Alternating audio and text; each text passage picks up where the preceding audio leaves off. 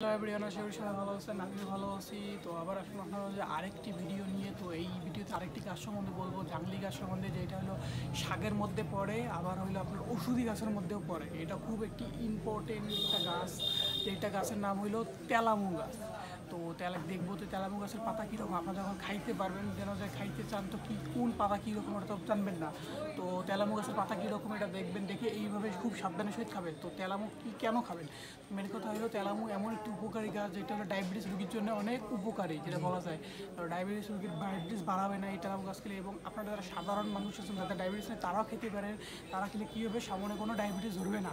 তো ওই তেলামু আপনি শাক করে খেতে পারবেন, তারপরে হলো বড়া করে খেতে পারবেন, তারপরে চপ করে খেতে পারবেন। এই তিনভাবে খেতে পারবেন। তিনভাবে খেতে অতি সুস্বাদু। যদি ভালো না লাগে অবশ্যই আমাকে এসে গাড়ি দিয়ে যাবেন, কোনো সমস্যা নেই কমেন্টে। আর ভালো লাগলে অবশ্যই এসে বলবেন যে ভালো লাগছে। তো দেখে দেবো যে কী রকম এই গাছের পাতা হয়। তো আসেন দেখে নিই। তো এই যে হচ্ছে আমার সেই তেলামু গাছ, দেখেন তেলামু গাছ এইটি।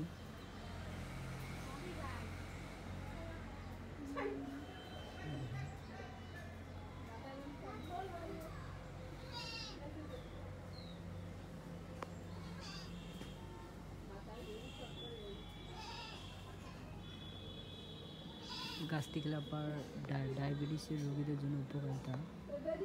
এই পাতা দিয়ে আবার আপনার ভেজেও খাওয়া যায়, আবার বড়া বানিয়েও খাওয়া যায়। আমিও বড়া খেয়ে দেখেছি, অনেক সুস্বাদু। পাতাটি দেখেন কিছুটা লাভ আকৃতি, দেখেন এদিক দিয়ে গেছে, এদিক দিয়েছে, এদিক গেছে, এদিক দিয়ে এদিক, কিছুটা লাভ আকৃতি। পিছনটা দেখেন অনেক সুন্দর, দেখেন পিছনটি দেখেন। তো এই পাতাটি আমার অলরেডি মরে গেছে, দেখুন এইদিকে সবুজ, এইদিকে হলুদ, এইদিকে একদম বিছানে সম্পূর্ণটাই যাবে। তো পেছনটি দেখেন, পাতার শেপটি হচ্ছে গোড়া। আপনি এরকম করে যদি রাখেন, তাহলে দেখেন আপনার এটা লাভ মনে হচ্ছে। দেখেন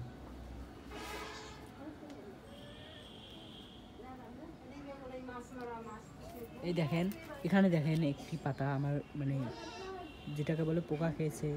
তো এই গাছটিকে আমাদের কোনো স্প্রে করতে হবে না, কোনো কিছু করতে হবে না, কোনো যত্ন নিতে হবে না, শুধু একটা সার একটু মাটিতে গেড়ে দিলে হবে।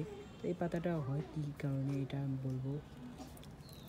তো এই পাতাটি হয় আপনাদের কোনো ধরনের বাসায় কোনো মুরগি বা কোনো কিছু থাকে। আমার বাসায় মুরগি আছে, তো মুরগি খেয়ে দিয়েছে। তো দেখেন এই পাতাটাও খেয়ে দিয়েছে। তো আপনাদেরকে এই গাছটি সাবধানে রাখতে হবে। আর যারা ডায়াবেটিসের রোগী, তাদের জন্য খুবই উপকারিতা এই গাছটি।